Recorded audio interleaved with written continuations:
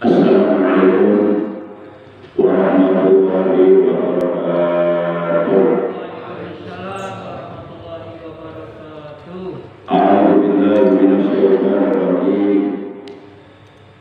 Bismillahirrahmanirrahim. Innal hamdalillah nahmaduhu wa nasta'inuhu wa nastaghfiruh wa na'udzu billahi min shururi anfusina wa min sayyiati a'malina may yahdihillahu fala mudilla lahu wa may yudlil fala hadiya lahu. Asyhadu an la ilaha illallah wa asyhadu anna Muhammadar Rasulullah. Allahumma shalli wa sallim wa barik ala Rasulillah Sayyidina Muhammad ibn Abdillah wa ala alihi wa sahbihi wa wala amma ba'd. Ma'asyiral muslimin, segenap jamaah pengajian rutin malam pada maghrib Masjid Jami'ul Huda Kompleks MNI Bekang di Warung Asri yang saya hormati rahimahullah wa barakatuh. Segala puji hanya milik Allah. Sholawat dan salam semoga tetap dilimpahkan selalu atas kekasihnya Allah, manusia yang paling dicintai oleh Allah, yakni Nabi kita tercinta Nabi besar Muhammad sallallahu alaihi wasallam beserta seluruh keluarga beliau, para sahabat beliau dan seluruh pengikut beliau yang tetap setia dan tetap cinta kepada beliau, yang tetap istiqomah mengamalkan ajaran Islam yang telah diajarkan oleh beliau. Semoga Allah dari jamaah kita yang hadir pada malam ini, juga keluarga kita dan saudara kita mendapatkan syafaat kepada beliau. Amin ya Allah ya rabbal alamin. Muslimin rahimahullah wa barakatuh. Kita awali pengajian rutin kita pada malam ini, memasuki malam tanggal 12 di bulan Rajab tahun 1443 Hijriah dengan membacaan Qur'an kita suratul Fatihah dan dengan membaca shalawat atas Nabi kita tercinta. Yang pahalanya kita hadiahkan untuk seluruh ahli kubur dan kita, yaitu para orang tua kita, guru kita, paman bibi kita, kakak adik kita, anak cucu kita, saudara-saudara kita. Semoga mereka selalu berada dalam kubur, selalu berada dalam Tuhan yang rahmat dan sayang Allah, berada dalam ampunan Allah, berada dalam doa Allah. Alam kuburnya Allah diterangkan di luar belakang dan dijadikan Allah sebagai ampunan, aman daripada taman-taman surga. Yeah.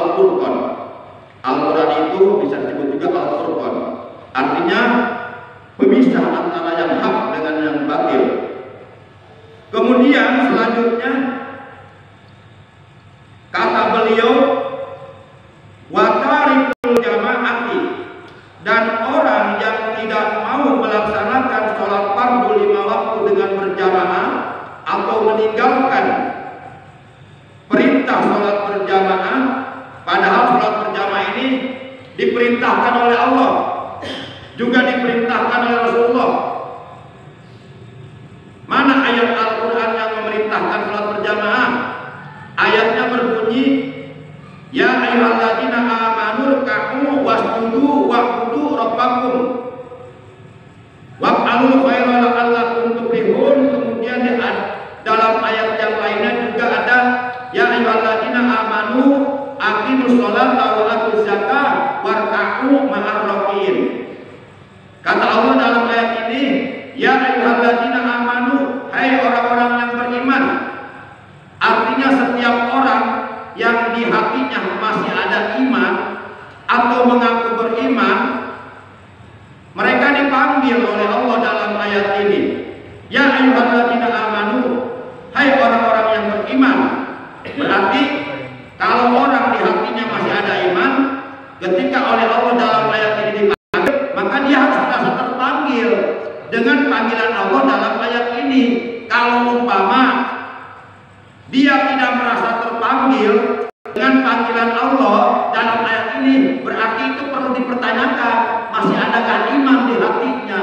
Jangan-jangan imannya sudah rusak, sudah keropos, atau sudah lenyap. Karena buktinya dipanggil oleh Allah dalam ayat ini, tapi cuek-cuek saja. Padahal dalam ayat ini Allah memanggil akan memerintahkan sholat berjamaah. Mana kelanjutan ayatnya? Ya ayyuhalladzina amanu, hai orang-orang yang beriman. Aqimus sholat, dirikan oleh kalian sholat. Jadi orang beriman yang mengaku beriman harus mendirikan sholat. Kalau meninggalkan sholat berarti tidak beriman. Wa atuz zakat, dan tunaikan zakat. Yang ketiga, warka'u ma'ar rakiin, dan rukulah kamu bersama orang-orang yang ruku. Maksudnya sholatlah kamu dengan berjamaah. Ini ayat yang memerintahkan sholat berjamaah. Nah, kalau Allah saja memerintahkan kita untuk melaksanakan sholat berjamaah, lalu kita menentang sholat berjamaah, siapa kita? Emang lu siapa? Lu diciptakan oleh siapa? Dihidupkan oleh siapa? Dikasih sehat oleh siapa? Kok menentang Allah? Hebat amat tuh. Para jamaah yang dimuliakan oleh Allah Subhanahu wa Ta'ala. Lu dikasih sakit aja sama Allah, adu-adukan. Para jamaah yang dimuliakan oleh Allah Subhanahu wa Ta'ala. Kemudian juga banyak hadis-hadis Nabi yang memerintahkan sholat berjamaah. Jangan mengeluarkan dalil agama untuk pembenaran diri, untuk pembenaran diri dalam rangka membenarkan kelakuannya bahwa dia lebih baik tidak berjamaah daripada berjamaah dan sebagainya. Baik, kita lanjutkan. Jadi kata Nabi, wa tarikul jamaati, orang yang tidak mau melaksanakan sholat berjamaah atau tarikul jamaah namanya, yamsi fil ardi wal ardu yal'anu, dia setiap hari berjalan di atas muka bumi, sementara muka bumi yang diinjaknya melaknat dia. Bumi tanah yang dia injak, kapanpun dia berjalan kemanapun itu selalu melaknat dia. Nggak suka tanah itu diinjak oleh orang-orang yang tidak berjamaah. Nah, ini keterangannya. Wa tarikul jamaati yamsi al-ardi wal ardu yal'anu, orang yang tidak mau berjamaah, dia berjalan di atas muka bumi, sementara bumi itu melaknat dia. Jadi nggak ridho itu bumi diinjak sama dia. Cuma bumi nggak ngomong aja, sebenarnya ngomong, cuma dia nggak hafal, nggak paham bahasa bumi. Para jamaah yang dimuliakan oleh Allah. Kemudian watarikul jamaati yang godohullahu watat godohul malaikat wa kulli syai'in. Watarikul jamaati, dan orang yang tidak mau melaksanakan sholat berjamaah, yang godohullahu, Allah murka kepadanya. Ya godohullahu, Allah marah kepadanya, Allah murka kepadanya, Allah benci kepadanya, Allah sangat tidak suka kepadanya, karena dia mengabaikan perintah Allah dalam ayat yang tadi saya sampaikan. Kemudian watabgodohul malaikat, juga para malaikat yang ada di langit di bumi juga murka kepadanya. Kemudian wa kullu syai'in, dan segala sesuatu ja'alallah yang dijadikan oleh Allah fihi, di atas muka bumi, arruhu yang bernyawa, wayal anu, di seluruh makhluk Allah yang Allah ciptakan yang ada di muka bumi semuanya itu juga melaknat dia, murka kepadanya. Sampai binatang-binatang, semuanya ikan-ikan, pokoknya seluruh makhluk Allah yang ada di muka bumi, pohon-pohonan, semuanya murka kepada orang yang tidak mau sholat berjamaah. Wa ya'lamu kullu malakin bainas samai wal ardi, dan melaknat kepada orang yang tidak mau melaksanakan perintah sholat berjamaah seluruh malaikat yang ada di langit wal ardi dan yang ada di bumi, hatta hitam fil bahri, sampai seluruh ikan-ikan yang ada di lautan, seluruh ikan-ikan yang ada di lautan, di seluruh ikan-ikan yang ada di lautan di seluruh dunia melaknat kepada orang yang tidak mau sholat berjamaah. Wa qala Nabi alaihi salatu wassalam, maka dengan demikian juga beliau Rasulullah sallallahu alaihi wasallam bersabda, man mana'a, barang siapa yang mencegah min nafsihi, dari dirinya, al-homsata, homsatan, akan 5 perkara, man mana'a min nafsihi homsatan, barang siapa yang mencegah dari dirinya terhadap 5 perkara, mana Allahu anhu homsatan, maka Allah akan mencegah kepadanya 5 perkara. Yang pertama, al-awalu, yang pertama, man mana'ad du'a mana'a anhul ijabah, barang siapa yang tidak mau berdoa maka Allah mencegah darinya ijabah. Artinya orang kalau tidak pernah mau berdoa kepada Allah, maka manakala dia memohon kepada Allah, itu oleh Allah permohonannya tidak diijabah, Allah mencegah darinya ijabah. Seperti halnya kita mengharapkan ampunan dosa dari Allah misalnya, tapi kita nggak pernah mau beristighfar kepada Allah, tapi kita nggak pernah mohon ampun kepada Allah, ya Allah pun nggak akan mengampuni kita. Maka dalam ayat Al-Quran ketika dikatakan innallaha ghafurur rahim, sesungguhnya Allah Maha Pengampun lagi Maha Penyayang, itu maksudnya Allah Maha Pengampun kepada hamba-hambanya yang mohon ampun. Ya kalau hamba-hambanya tidak pernah mohon ampun, ya dapat ampunan dari mana? Ibarat kita pengen punya duit tapi nggak mau bekerja, ya dapat duit dari mana? Pengen kenyang perut tapi nggak mau memasukkan nasi ke dalam perut, ya kenyang dari mana? Para jamaah yang dimuliakan oleh Allah Subhanahu wa taala. Itu yang pertama.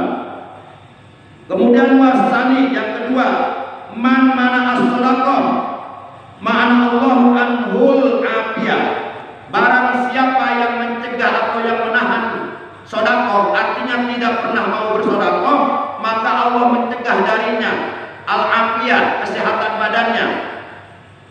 Makanya kadang-kadang suka terjadi ada orang kaya raya tapi sakitan melulu, berobat melulu. Wah, sampai pernah di ICU mengeluarkan uang puluhan juta, bahkan ratusan juta, bahkan sampai ke luar negeri. Boleh jadi itu penyebabnya ia nggak pernah sedekah. Karena ada beberapa penyakit yang tidak bisa disembuhkan secara medis, tapi hanya bisa disembuhkan dengan sedekah. Makanya Rasulullah bersabda, as-shadaqatu tanfa'ul bala. Sedekah itu bisa menolak bala, bisa menolak penyakit. Nah kalau kita nggak pernah mau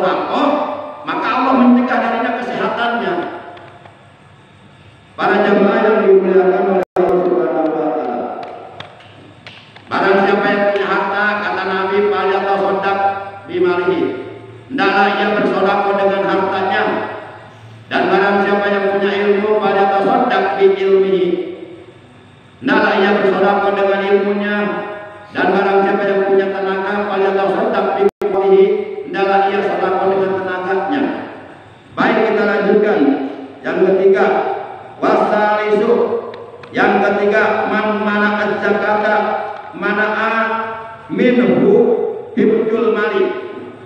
Barang siapa yang menahan hartanya, artinya ia memelitkan hartanya, tidak mau mengeluarkan kewajiban zakat hartanya, hartanya ditahan, maka Allah akan menahan darinya pemeliharaan hartanya. Sehingga ada hadis yang menyatakan, jagalah hartamu dengan zakat. Sembuhkanlah penyakitmu dengan sedekah. Itu ada hadisnya. Jagalah hartamu dengan zakat, sembuhkanlah penyakitmu dengan sedekah. Itu ada hadisnya. Para jamaah, jadi orang kalau tidak mau mengeluarkan kewajiban zakat dari hartanya yang sudah mencapai nisab, maka Allah tidak akan memelihara hartanya. Boleh jadi suatu saat dia akan kena musibah. Misalnya anaknya tabrakan,